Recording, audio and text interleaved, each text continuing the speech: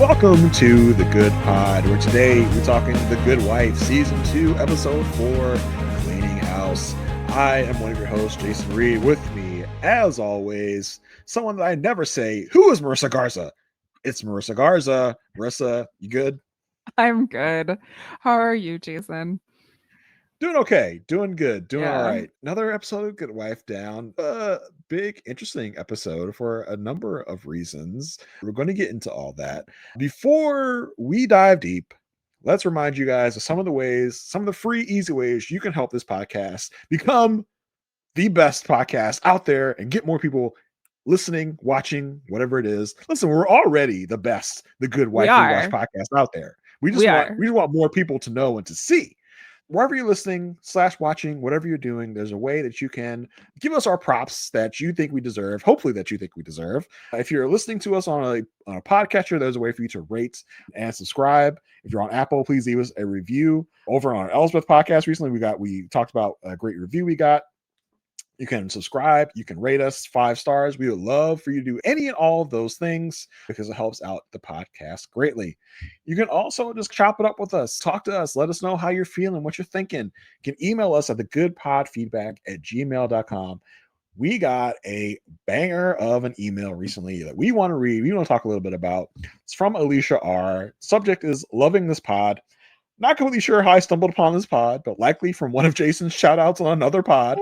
It's great, but sometimes I'm talking back to you guys and you can hear me, and then I'm mad because you clearly can't. I have that all the time. I am talking out loud to podcasts, and I know no one hears me, but it's better for me to talk it out. I love that. Continuing the email. I'm behind, so maybe someone else pointed this out, but when you talked about Nancy Crozier, played by Mamie Gummer, why didn't you mention that she's one of Meryl Streep's 3 acting daughters and older sister to Louisa Jacobson Gummer, who also stars alongside the incomparable Christine Baranski on The Gilded Age. I did a full rewatch on The Good Wife during the pandemic, enjoying binging the pod now while I'm so underwhelmed by scripted TV. From Alicia R. Same. Alicia, good question. And your email comes at a great time in our, as we point out before, we record ahead of time, a few weeks. So by the time you're listening to this, Alicia R, it'll be a few weeks in the future. But literally, you sent it at the right time. Yeah, we got this email in between the 2 episodes we're talking about. And now this is the Nancy Crozier episode. So Nancy Crozier's in this episode. And when I did my research for this episode, this was before we got this email. And I noticed the person playing, Nancy Crozier is Mamie Gummer, however you say her name, Mamie Gummer. And it did mention that she's Meryl Streep's daughter. And I was like, oh, I don't know if we mentioned that or not the last time Nancy Crozier was on our screens. So I did put it in our little document in our little notes document to outline the episode. And then we got this email. I was like, oh, yes, someone has also pointed out that we didn't say this the last time. So yes, we have rectified our mistake even before you sent the email in, Alicia. I promise you, I did not. Yeah, and it's even more glaring of a miss on our part because we have covered The Gilded Age on other networks. Yeah. Thank you for pointing it out, keeping us grounded, keeping us real, because apparently the Gummer sisters, we just like to hang out with them. They're big time, and they're not trying to coast on their mama's name because no one's using the street last name. It's like, okay, we see you as your own independent actors and actresses. So we were there with you. So yes, we did miss that the first time, but we have rectified our mistake. Anyway, Alicia R, thank you so much for the great email. We love that. We would love to hear from any other of you guys that want to hit us up on that email or hit us up on a review. Whatever you got, we'll take it. We love interacting with people listening to the podcast. It's a really fun thing for us. It really picks up spirits at times where you may need them. Anyway, The Good Wife, season 2, episode 4, Cleaning House. Again, another episode where I was knocked over by just like, wait, this happened? So fun time to have this happen and be like, oh my god, I didn't realize this. As we said before, it's the fun of rewatching this show that we watched before is being reminded of things that happened. Fun episode. Again, the case of the week, it's like a little on the weak side, but where we really shine is the firm and personal life stuff. Yeah, I mean, the case of the week though does have the shining guest stars of our world here. They all were in the case of the week. But I guess, yeah, let's get into it. So there was a rave at a club. This was like happening. Remember when this was happening? This was like a thing that was like routinely happening around the country. Like there was a rave in a club. People were dying in clubs through getting trampled. Yeah. Getting trampled. I think you're trying to do like stampede and trampled on the same thing. Yeah. Yeah, they're getting stampled. This case has been brought to the court after the plaintiff has sued pretty much anyone else that he could at this point, and has landed on suing the security firm and the artist who is performing. So the defense is basically a double defense with Alicia, who is representing the artist, and then another firm is representing the security firm. And this artist, DJ Berlin, looks a little familiar, Jason.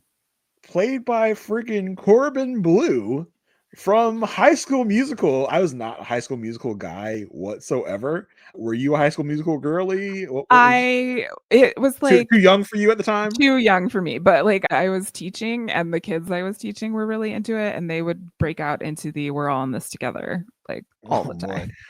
So yeah, Corbin Bleu, mostly known for High School Musical. I would say of that cast, not one of the ones that really, not a Zac Efron, not Vanessa Hudgens. Corbin Bleu's out there, but he's just not. He's not Zac Efron. Most recently is like living on Broadway. He's been on many Broadway shows. You know what? I saw him performing, and this is big to my heart. He performed, was it Eye to Eye from the Goofy movie? Yes, he did. On stage. He was on stage with the actor that voices Goofy. And I just recalled that out of my memory. He's on stage doing the power line parts. Listen, Goofy movie is like entrenched in my heart. Is one of my favorite Disney movies, mostly because of the soundtrack. Still listen to I sometimes I need to pick me up. Yeah. Great song. But yeah, that shot into my brain of me seeing him perform that. But yeah, he's out there. He's a guy. And the crazy part is like they didn't really have him do anything. He did really well sitting. Sitting and worrying. That was his thing. He sat and worried. That was his roles during this case. It was so weird. It could have been, they could have casted nobody. They could have casted me. I could have done the same thing. And just be like, really worried, Alicia? That's it. But yeah, he's here. It looks like we got a lot of work done before this episode even came out, because it feels like there was some like thing that happened that where Alicia's firm and this other firm decided that instead of fighting each other, let's join forces to defend ourselves. There's like a shared defense agreement, I think, where they have to align on the strategy and decide how they're going to present the case so it's mutually beneficial to both of them. Yeah, so it feels like we're coming into this case in the middle of it as we're going through the motions here. Yeah.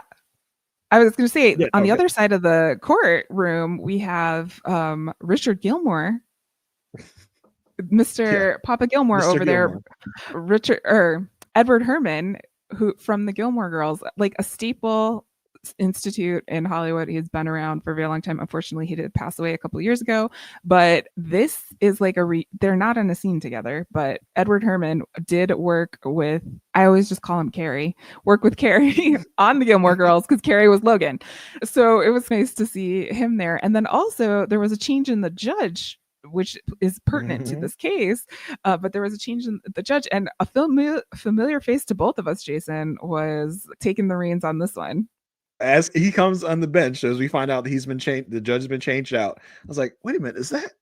Oh my God, that's Nikki from This Is Us. Now, for those of you that have followed me and Marissa's podcasting journey from like very far back, one of the first projects Marissa and I worked on together was talking about the last season of This Is Us for the Post Show Recaps Network, where our guy Nikki, who knows, the Griffin Dunn is the actor's name, who played Nikki on This Is Us, is also a Judge Quinn here. And I do the guest star stuff on our side of all the notes. I didn't put in This Is Us. I wanted to see if Marissa recognized who this was. She did, of course, because she's awesome. She's got that encyclopedia mind. But yeah, not always. When I saw him, I was like, oh my goodness, that's freaking Nikki from This Is Us. So yeah, he's here. Everyone's here to do all the things, and we love it. Yes, yeah. And he has a very specific agenda. It was a little odd. Like Alicia was not expecting this to happen. Like she was prepared for another judge. He comes in and he has some words for Alicia. Hey, first of all, they show this video. It shows it's crowded. So basically they're saying because Gigi Berlin is so popular or whatever, he should be charged with the thing. That was the whole part of the video. But then the judge is like, hey, Alicia, in my courtroom, women wear skirts. And I got to tell you, watching this episode multiple times, this episode, in the week I watched this episode in the year 2024, it was a bit much. It was a bit much. But listen, we have to talk about it. In the time that we are recording and watching this episode is in the week after Election Day. We'll just say that. Yeah, a lot of things that happened in this episode is like, whoa. Yeah. Really is bringing up some emotions and some things that happen in this episode. Yeah. The way this comes up, he's like, what are you wearing? Yeah. It's just like a pantsuit, which no, she's I think it's Ralph Lauren. Yeah. I laughed. I was like, oh my God. You're so bougie. You're so bougie, Alicia, wearing a Ralph Lauren pantsuit. In my courtroom, women wear skirts. I was like, oh my gosh. Yeah, like you said. What the frick? What is that? He can't do this. And Kalinda's that you're being taxed because of Child's deposition. This episode does remind us that Childs was deposed last episode to when we were talking about the sniper and all of this stuff. So there is some bad blood between Childs and Alicia always, but most like this is a recent egregious for him. And so he, of course, uses all the tools that he has at his disposal to make Alicia pay because this deposition has just been leaked to the Sun Times. So they were under a gag order. This is not what was supposed to happen. So he changed the judge and he told the judge what's up. And this is the strategy they're taking to let Alicia know that this was not okay. Yeah. All those ethics oaths that everyone takes apparently means much of nothing. I don't know. Oh, Jason, so true. Jason, you had no idea. At this point, Alicia goes back to the firm and she's this is going on. I can't necessarily blame. I have to talk to the co-counsel. We can't. We have to come up with a new strategy. So at this point, she goes into the lobby looking for her original co-counsel, only to find that the co-counsel has also been replaced by none other than Miss Crozier. Remember her? Yeah, like it's crazy for the coincidences that is happening here in this episode where we get this email about Nancy Crozier right after we've watched the episode with Nancy Crozier. So yeah, Nancy Crozier's here. If y'all don't remember Nancy Crozier, we've talked about her before. She's been on the show before. She gives us this like really innocent, oh shucks act that she tries to disarm other lawyers, the judges with her oh shucks routine, her innocent act. So she was fun the first time. I think even this time she comes out even more interesting and fun here. So yeah, we find out that Nancy Crozier is the one on the case, aka Meryl Streep's daughter, Mamie Gummer. She's here with her all shucks act to actually be on our side for once. Yeah, or so we think. And she's still the same Nancy Crozier. Oh, it's you. I don't remember your name. And Alicia's like, yeah, you do. No, yeah, you do. We go back to court and the fiance, who is the plaintiff in this case, is on the stand talking about how he's never seen anyone like trampled like that or died like that. And meanwhile, Crozier is like drawing hearts on her legal pad. Alicia is so annoyed because first of all, like Nancy Crozier is here because the original co-counsel decided to get elective surgery to repair a deviated septum because he didn't want to be connected to this because everyone now knows, oh, Alicia's getting punished and I don't want to be anywhere near this. I don't want to be part of this. So that's why Nancy Crozier is on this case. So Alicia's already annoyed. And to see Nancy Crozier just like putting little hearts in the margins of her like legal pad, Alicia is pissed. She's annoyed. And she's not getting any traction in the courtroom. She is not being able to win any motion. They're called up to the front. She loses that motion, but while she's in front of the judge and to let him know that she knows what's up, she asks, this is a very like brave question. Is my skirt short enough? And he was like, Alicia, Alicia, you've been hanging out with Will too much. She's been hanging out with Will too much. And he is rubbing off on her, not physically. That's what Will wants. But she is starting to get sassy with these judges. She's squirt shirt enough for you, judge. He's say that in front of the court reporter, and then we'll figure out what fines I need to levy to you, because that was crazy. That was a crazy issue you just said out your mouth. So, but yeah, Alicia is giving it as good as she's getting it. So I love that I love that for Alicia. I love that for you, girl. Yeah. And he has to say that in front of the court reporter, and I will hold you in contempt. Like that. Mm-hmm. I see you, I hear you, but also don't play. So Alicia says, okay, now I don't really know what to do. We can't blame, running out of people to blame, and we can't blame the security firm because they're our co-counsel. What does she do? She talks to her mentor. Derek finally comes in and is, you can blame the victims. It was a rave. And she's, okay, that's something we could do. He's like, you got a problem? You got a problem with that? She's like, no, let's get them. Let's get these victims. Let's go after them. Kalinda has found another cut of the same video that was shown originally in court, showing a different perspective, and this was enough to cause some doubt. So they bring it to the judge and see if he'll admit it into court. Of course, he doesn't, because he's who he is. But in this thing, Crozier is Croziering so hard. Nancy Crozier is Croziering so hard. They're having an argument, legal argument, and then all of a sudden she's just like, after the fall. And this distracts the judge because there's a picture of his daughter in this play in Yale drama. And she's just like, she recites part of the play. She talks about how she's in this classic Nancy Crozier. Yeah, she tries to relate to the judge. She gives him this fun little routine of like, oh, I was in the same thing, blah, blah, blah. And apparently Mamie Gummer also went to Yale drama and was actually in After the Fall. So this is real. This is it was a fun little in joke with the actress. And the judge, in Nancy Crozier's defense, the judge falls for it. Hook, line, and sinker. He's, oh, really? Yeah. He starts talking about how his daughter wanted to play another role, blah, blah, blah. So this is actually really working on him. And Alicia at first is like, when Nancy butts into the conversation, she's like, here we go Nancy, again. We're trying to be lawyers here, Nancy. Do you mind? But then when Alicia sees it's working, she's like, oh, okay. Cool. We're gonna use this to our advantage at this point. Yeah, and she finally gets up. She finally gets hip to what Nancy's doing. Well, as long as it's going to benefit her, why not? Yeah. So she lets Nancy take the next witness, which is a paramedic. And basically what Nancy does is outline the fact that this is a rave and people could have taken drugs, right? And so she's asking all these questions and also doing her innocent play in front of the jury by saying, I don't know much about this rave business. Oh my goodness. Meanwhile, the next weekend, Nancy Crozier's probably whipping around some glow sticks, a colored light thing on around her neck, sucking on a pacifier, doing the whole little dancing thing. But in front of the judge and everybody, she's like, "Oh, a rave?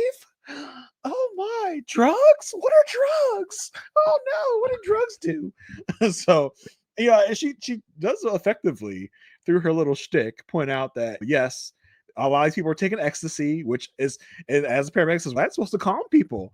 And Nancy's like, I get that, but what is this thing called? A PCP? What does that do? So that can rile people up.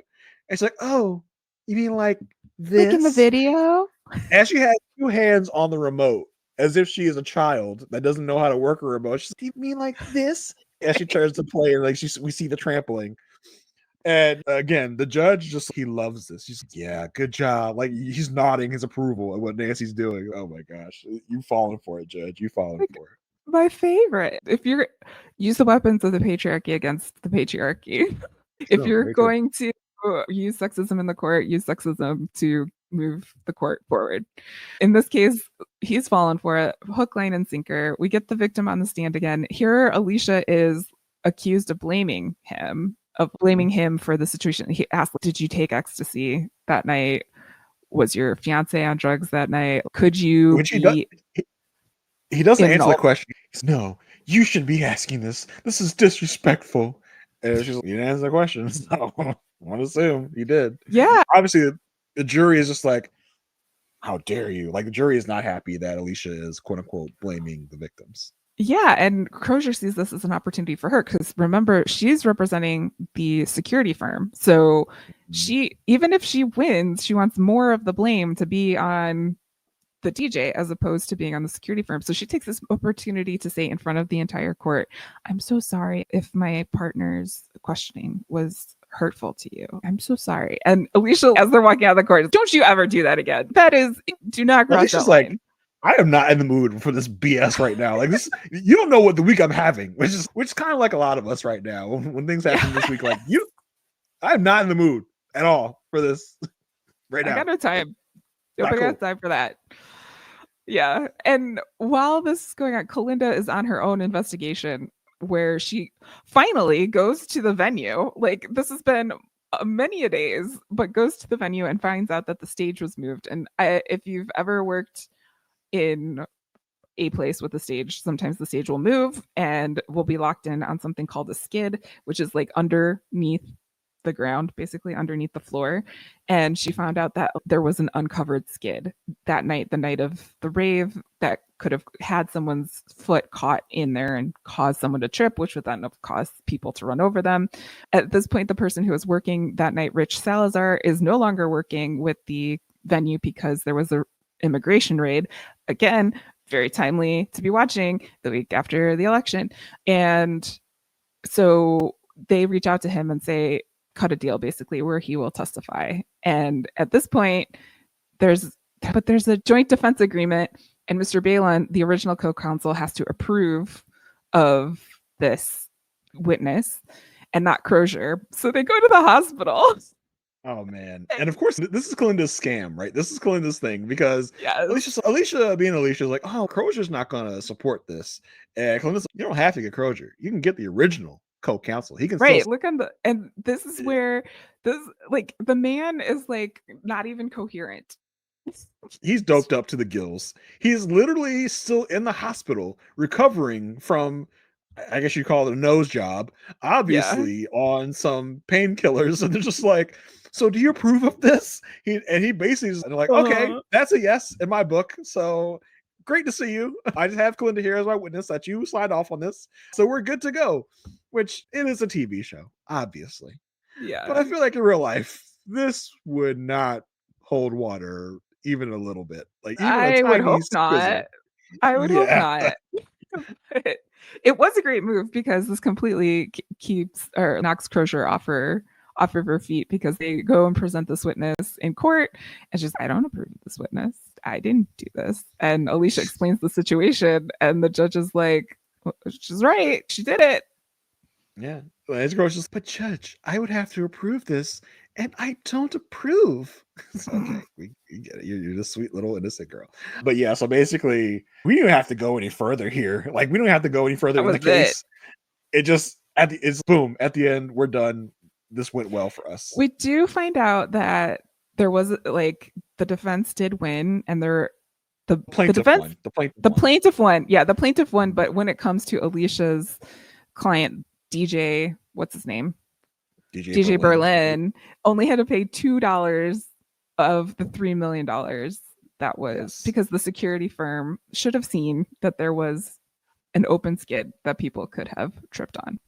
The security firm was more liable, so they paid the vast majority of the ruling, which is, it's a loss, but it's a win for our people. Yeah. Okay, so that's the case. Now let's get into the weird, wacky stuff. Let's get into the nonsense. Let's get into the weirdness. Okay. The whole, like, Kalinda Blake thing is still bubbling up or whatever. And Alicia makes an offhanded comment to Kalinda saying, Blake is calling you Leela still. And she's okay. And then I didn't know where this was going, but apparently this was going to, let's take a bat to his rental car. Yeah. The garage. This was nuts. This is crazy. But I will say the shooting of this scene was great. The soundtrack that laid over it was fun. It really matched the kind of intensity. And just to see Kalinda smashing the crap out of this car, she, like, takes some receipt from the glove box, kisses the mirror so that he knows it was her. This is my calling card, my little lipstick on the mirror. And the guy stumbles upon, it's like, yeah, go ahead, call somebody for help. And she just continues to bash all the windows. I don't know if this was around or after or before, Jasmine Sullivan's "Break the Windows Out Your Car," but that would have been a good soundtrack as well. Smash the windows out your car. It is what she did. Yeah, it was such a fascinating scene. Just Kalinda able to take her rage out and do whatever it is she's doing here. Yeah, that's my question. It's like, why? What? One. I mean, the threat of you better stop with the Leela shit, with all the vague threats to me, or this car is gonna be you, my guy. Well, and then Blake finds Kalinda and confronts her in the garage, and was like, "I need to take my rental car back," which was funny. And Blake doesn't want to be seen as this getting to him, so he comes at it with so much calmness. He's like, "Hey, I need the rental receipt." Not like, "What did you do? Like, why did you smash my car up?" Just like, "Hey, I need that receipt back because I gotta take the rental car back." He doesn't want to show it affected him whatsoever. He's like, "I just need the receipt back, please." No, but then Kalinda has a way to find out that it's been affecting him. Bro, she is like right up in his face, right up against his body, like while he's asking questions like, "How do I escalate this?" And "I know things about you, things about me, all of the stuff." It was uncomfortable. It was weird. Listen, he's like using the sex thing, a little ham-fisted, don't you think? And she's, "I don't know, let me see." I know. She obviously grabbed this man's genitals. And first of all, I don't know what ham-fisted would mean in this context.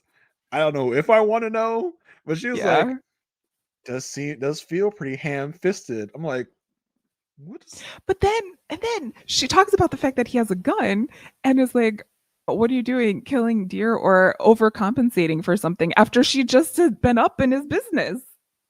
Yeah, I think she said, "Are you overcompensating?" And then he said something about, "I don't know, you want to find out?" Oh yeah, sure. And then of course it's CBS television, so they can't show you. They can't show us her grabbing his genitals, but from what we tell, she definitely grabbed them. She doesn't feel. Yeah, he says, "This is a little ham-fisted, don't you think?" She's like, "Let me feel." "Oh, it is fisted." He said, "I don't know if I want to know what ham-fisted means in terms of what penises look like. I'll leave that to all y'all's imaginations." But that was nuts. That was crazy. Real crazy. And again, it's okay. Why? Like, she's threatening him. She wants him to back off. Yes, okay. And she's doing it the most Kalinda way, in the most Kalinda way that she knows how to do it. But yeah, that was what Kalinda was up to before she finally went to the venue to find out about this skit.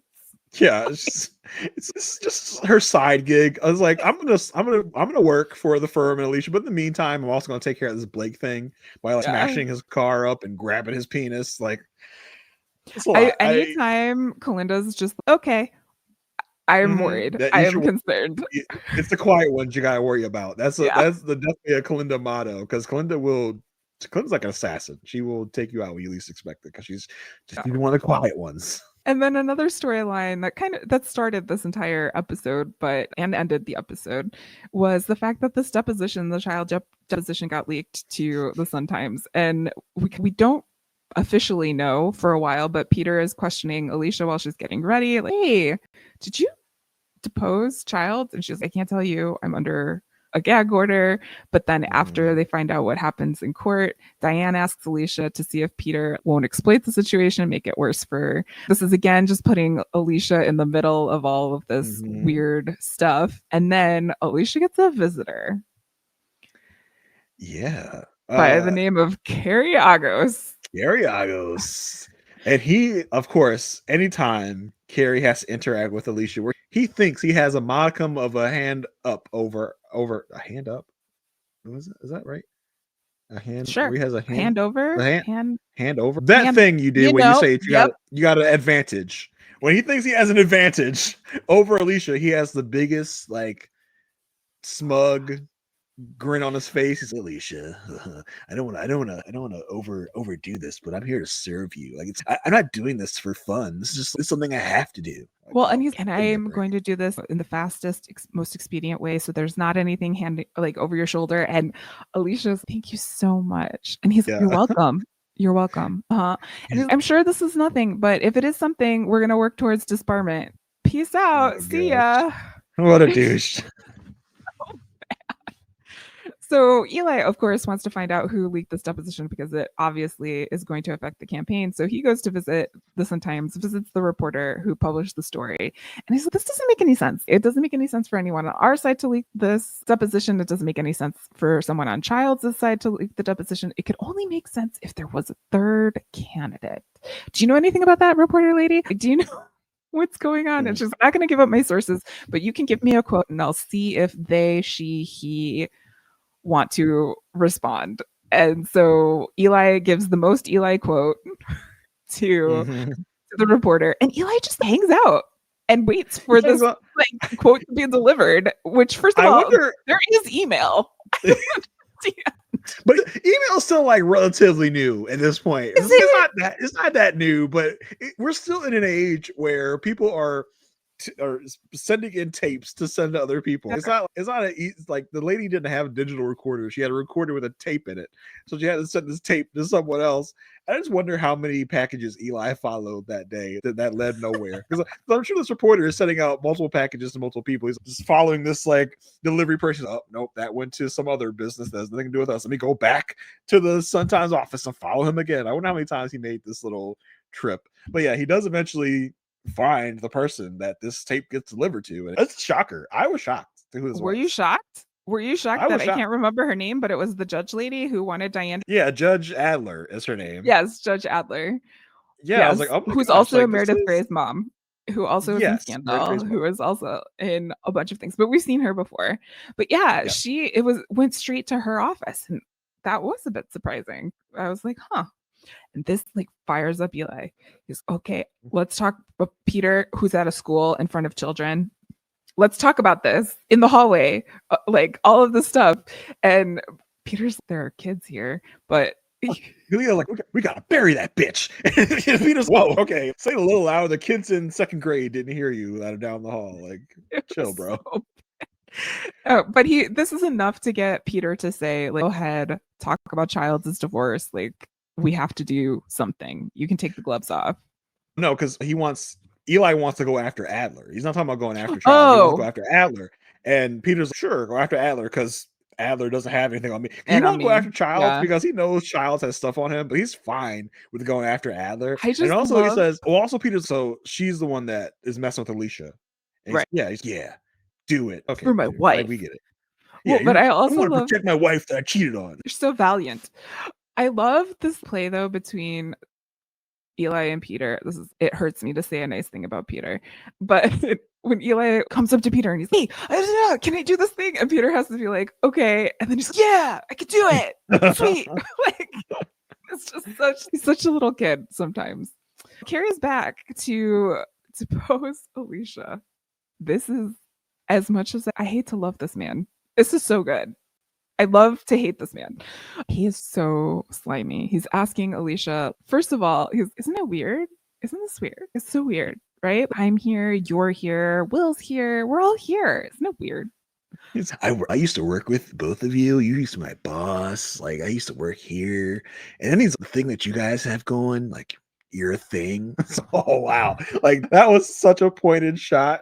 Whereas we talk about a lot, like everyone in the office just knowing there's this thing between Alicia and Will is so weird, and Carrie just pointing it out is even more like whatever thing is going on here. I cackled. I laughed so hard when he did that.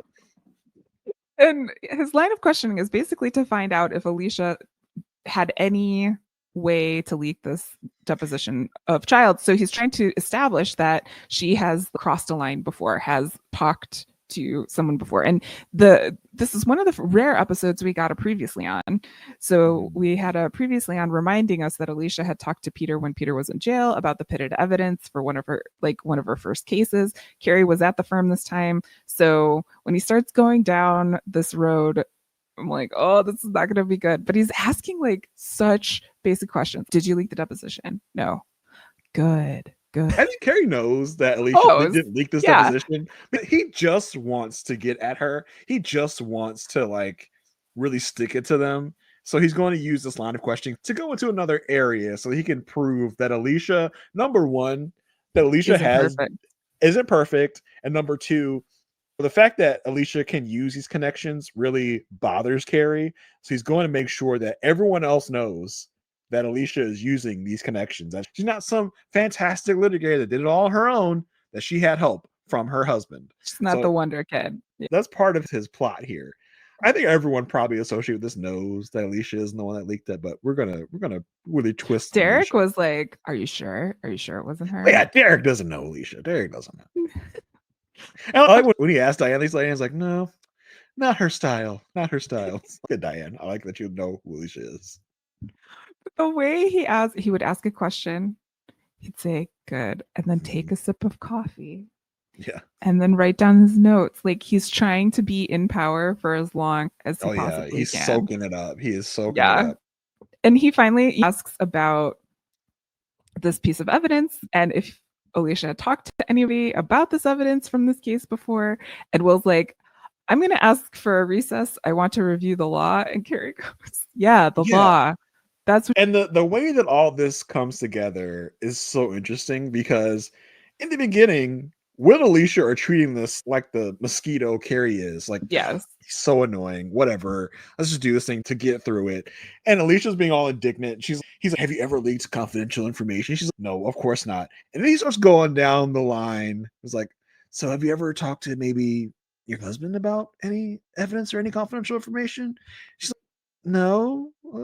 She starts questioning in her face. "No, technically." He's like, "So when you," and he like drills down into the one case. He's like, "This evidence that you got, where'd you get it from?" And Alicia just totally freezes. She's like, "My God." And Will, who sees this, was like, "What's going on?" He's like, "All right, let's pause because let's review the law. Let's review the law." And then Carrie's, "Oh, review the law, sure. If that's what you want to call it, go right ahead." You're gonna go have a quickie in the situation. Yeah, if you want to review the law, you go right on ahead. Because Will is just like, what's happening? He can see the look on Alicia's face. Let's get out of here and figure out what the heck what's got you tripped up, Alicia. Yeah, and Alicia's like really nervous to tell Will what's going on, and Will has to remind her that this, even though you don't want to hurt Peter, this is about the firm as well. This is not just about your situation. She does tell him that she did talk to Peter, and Peter did say there was pitted evidence, but she found the evidence on her own. But Will's, but you wouldn't have looked if you didn't talk to Peter, right? This is bad. So go ahead. I would say you could say that Will's like a little miffed here, that like Peter has anything to do with this at all. You talked to Peter. Yeah, he's my husband. Yeah, but it's Peter. I don't like. Yeah, Peter. And it was before he said that he loved her and everything. Anyway.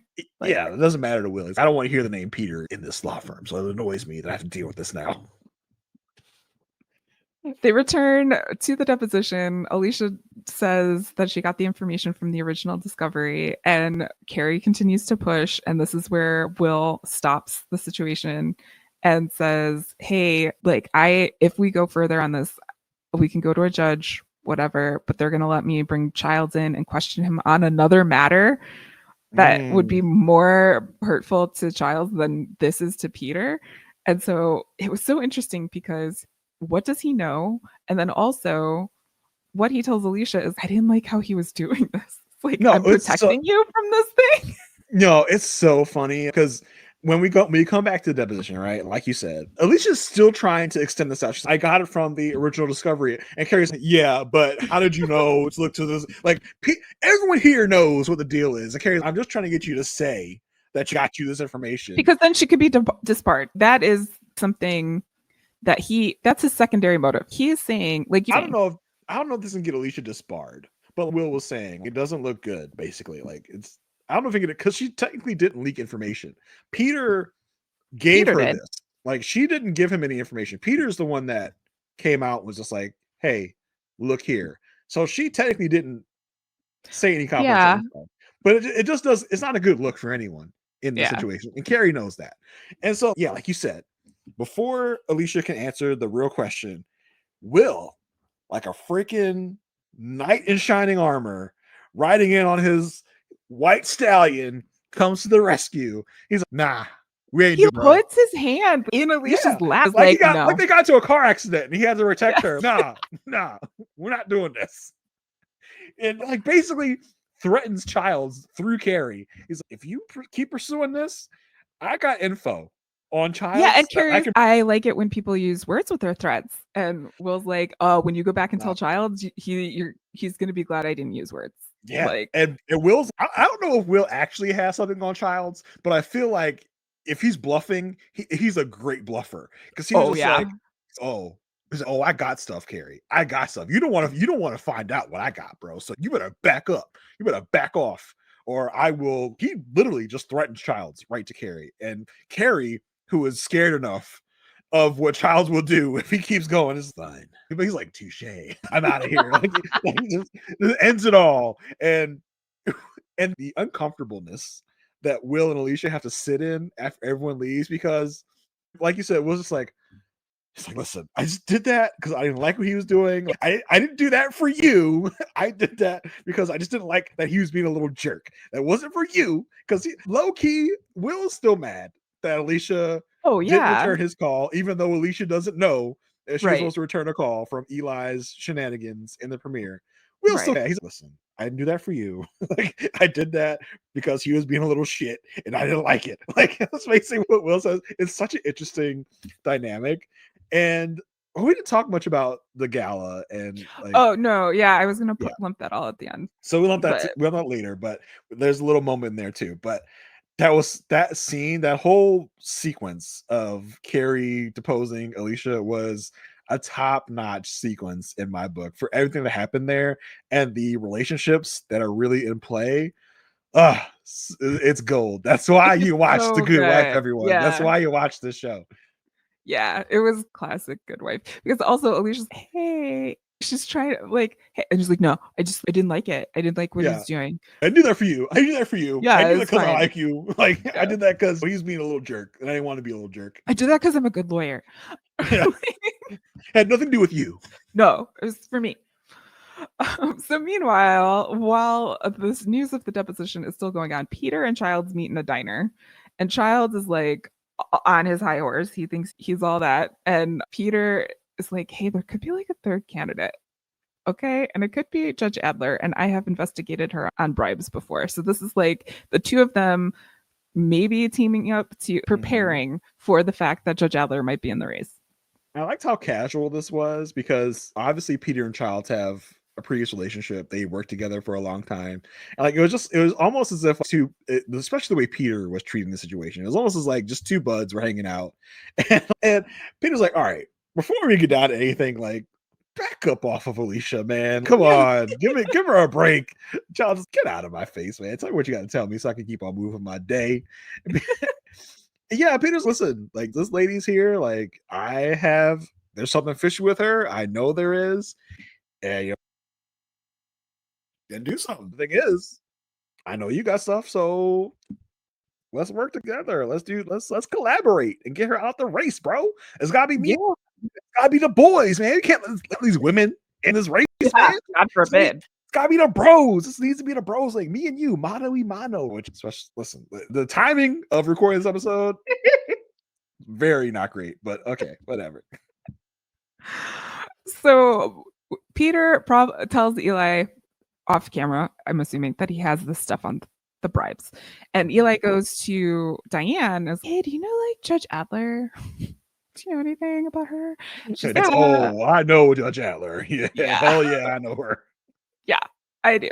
And so Eli asks Diane to ask Judge Adler not to run and basically say, hey, we've got this information on you.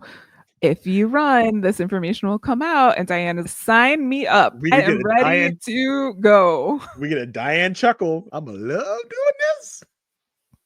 And she does. She goes, there is a gala, which we'll talk about in a minute. But Judge Adler's like rehearsing her speech for the gala.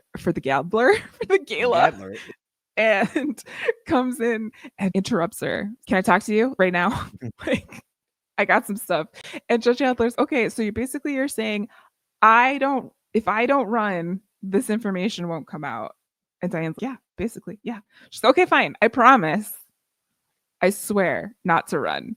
I promise I will not run. Judge Adler, will not be will not run for state's attorney. Me personally, will not run. Yeah. So, yes. all along throughout this entire episode, they are talking about preparing for the Cook County something gala for a lot of letters. A fancy party for lawyers. And earlier in the episode, Diane is like going to RSVP for the firm, so she asks Will if he's gonna have a +1. This throws Will for he's like what? He's like a plus who to what? No, first they ask Derek. They're like, Derek, do you have a +1? And there's a substantial pause. Yeah. Because I feel like Diane and Will don't know anything about Derek, and they're like, is he married? Does he have a girlfriend? Does he have any life outside of this law firm? So they're like, so you bringing someone? They're like, okay, that's weird. He doesn't have a significant other. What's going on with Derek? It was just a very marked moment. And then of course, and like you said, Diane's, so Will, what about you? You got a +1? He's like, sure, yeah. Diane. She's like, over 25? And she doesn't have homework. I was like, okay, bro. That was funny. Hilarious. And so yeah, keep going. Yeah, so Derek's okay. If we have extra space at the table, like who else could we invite other than the Florics? I think it would be great. I think it'd be great if we invite the Florics. And Diana's, what do you think about that? Yeah, sure, fine. A stunned silence was over the crowd. Everyone's just like, oh shit, that's gonna cause some problems. Like everyone's just like, he said the F word. He said the word. And Will's like, no, it's cool. It's fine. Yeah, do whatever. I don't care. Do you think I care? You think I'm supposed to care? No, I don't care. Do whatever you want to do. I don't care. Whatever. As he's like leaving the office in a quick fashion, like, do whatever you want. I don't care. Alicia being there, Peter being there. I don't care. Do whatever. It's cool. Why should I care? Fine. Why would I care? I don't know. It's cool. It's fine. Cool. Fine. Do whatever you want. So good. So now it is the night of the gala. Go ahead. What else you got? After Will rides in on his white stallion to save Alicia in the deposition. Yeah. Alicia's, I guess, in some sort of payment for this, she's, listen, me and Peter got invited to the gala. Do you not want us to come? It's like, no, yeah, sure. Go ahead. You think I care? I don't care. Why would I care?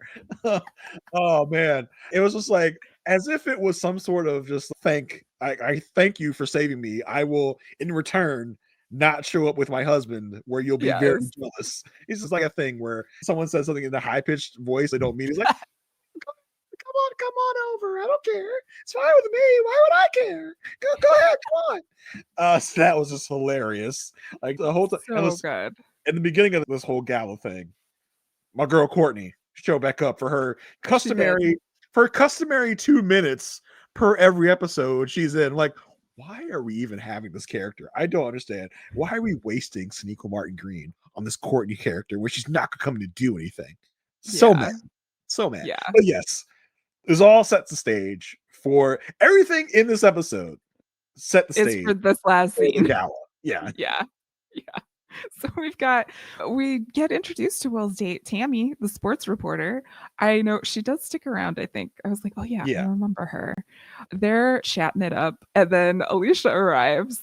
Will is he does not have a poker face at all when it comes to Alicia. Listen, and Alicia arrives with a capital She arrives. She's in this banging gala dress. I'm like, damn, Alicia. She wavy hair, she did fancy hair, and she wore like a red off the shoulder dress. Like she knew what she was doing too. Like she's killing the game. And yeah, as she walks in, Will's like, I don't care. Like you can obviously see. He looks at her. He's like, oh my god. Well, and then he says to her, "You look good." She's like, yeah, you too. Grown up clothes. This isn't weird at all. This isn't odd in the slightest. Peter's off talking to Childs, thinking that he stopped like the Judge Adler. But I noticed in this episode, right? Peter is talking to Childs, or is he? Because we never actually see Titus Welliver in this scene at all. Peter's talking to someone that has their back to us. And because Tammy asks, Peter's, he's over there talking to his opponent, Childs. But we never see Titus Welliver in this scene at all. It makes me think Titus Welliver had some sort of conflict with the shooting schedule. He couldn't be there for the gala scenes. So we just had a stand-in that had his back to us. Oh yeah, that's definitely Childs over there. It was hilarious. Yeah, because Adler does say that like both state's attorneys candidates are in attendance tonight. We never see Child's face at all. Never see him. So hilarious. It's just a fun behind the scenes thing that I picked up. It shows that they can have interesting scenes without people in the scene. Like interesting. Yeah. Foreshadowing. So we've got a poet giving a poem on stage, and it's time to introduce Judge Adler. So Diane, after she had threatened this woman. Where did that come from? I was like, how did Diane get the job to introduce Adler? Like, what? Was this always supposed to be the thing? Or did Adler do that after she delivered the damning information? Was Adler like, hey, why don't you introduce me on stage? Oh, probably because yeah. Probably because of how it all plays out. So Diane gives Adler a great introduction, and this woman wastes no time. It's not like I've been a member of the Cook County blah blah blah for how like those speeches they can go. Let me talk about how great I am, and then I'll talk about something. She immediately goes, women have been waiting too long. We're told every 4 years that we're gonna get I'm crying. I can't. Yeah, that was a tough speech to hear after the week we've had. Yeah. So, but she's announcing, and we are like, we think we stopped it. Who could it be? What's going on? And Peter's over to Alicia's like, you look like you're in a good. But he's like, yeah, I just stopped a third candidate from coming to the race, so I'm feeling great. And then meanwhile, Adler's up there basically being like, so listen, yeah, she does the whole thing about women need to stop waiting 4 years to run for office, blah blah blah. It's time. If you need to clean the house, what better than to hire a woman to do it? I was like, what, bro? Black woman. No, what kind of messaging is this? First of all, and yes, it's time for a woman to clean house, and that woman is Wendy Scott Carr. Everyone, including us, the audience, is like, what? Who? What? And we know who Wendy Scott Carr is because we just introduced her last episode. Yeah. So like, and Wendy Scott Carr, I had no recollection of this whatsoever. So I was as knocked off my chair as everyone else was that had never seen the show. There, and then talks about like my mom was a house cleaner, so if there's anyone to do this job, it's me. I was like, stop, get off. This is hitting the way you think it's hitting Wendy Scott Carr. Stop talking. Back at the table, like everyone's what? But that's when Alicia goes to Will, doesn't tell Peter, but tells Will she was at the deposition. She leaked it. And Peter's like, I don't know, gag order. Yeah, as if we didn't need to. They're basically spelling it out for us. For us as the audience. People at home, in case you didn't put the 2 and 2 together, she's the one to leak the depositions. Oh, okay. We get it. We know. And then this episode ends with a quintessential Eli moment. I just love it. He pulls out his phone and he's like, who's Scott Carr? Like, who is this person? What is going on? So good. Such a shocker of an ending. I loved it. Good. It's great. It's good. Episode. Yeah. Yeah, we had this episode, like if we were on SNL with Stefan, it's like this episode had everything. We had a case of the week. We had a car beat with a baseball bat. We had a wonderful nightclub where you like to get trampled and stampeded. Yeah. Will they, won't they? Opportunities abound. We had Carrie being slimy and drinking coffee. It had everything. Depositions out the wazoo. Oh, it was so good. Man. So that great episode of The Good Wife. Covered it for this week. Marissa. Yeah. Where can the people find you? Do you want to be found right now? What is your state of mind at the moment? It did not. That was a very authentic answer to your question. You can find me never again on the Twitter, but you can find me on Instagram and Threads, talking about what I'm up to, what I'm thinking about this moment, all of the things. That's what I got. Jason, where can people find you? Yeah, you can still find me on Twitter right now. I'm working my way off of that app, coming soon to Blue Sky. Probably by the time you're actually listening to this, I'll probably be on Blue Sky. I think. But for right now, if I'm still on Twitter, it's at JAYR1085. Got a lot of fires in the podcast fire right now. Probably. Again, we're a few weeks away, but if you want to find me on the Rob Has Podcast Network talking about the show, Married at First Sight, you can find me on the Perfect Match Podcast with Asia Welch talking about that show. So that's your jam. Come find it. I'm sure I have other things going on in the future, and you can find me online talking about those things, whatever they are, wherever they are, whenever they are. So until next week, until next episode. For those of you that need to take care of yourself, take care of yourselves, no matter what that looks like. And until next week, stay good.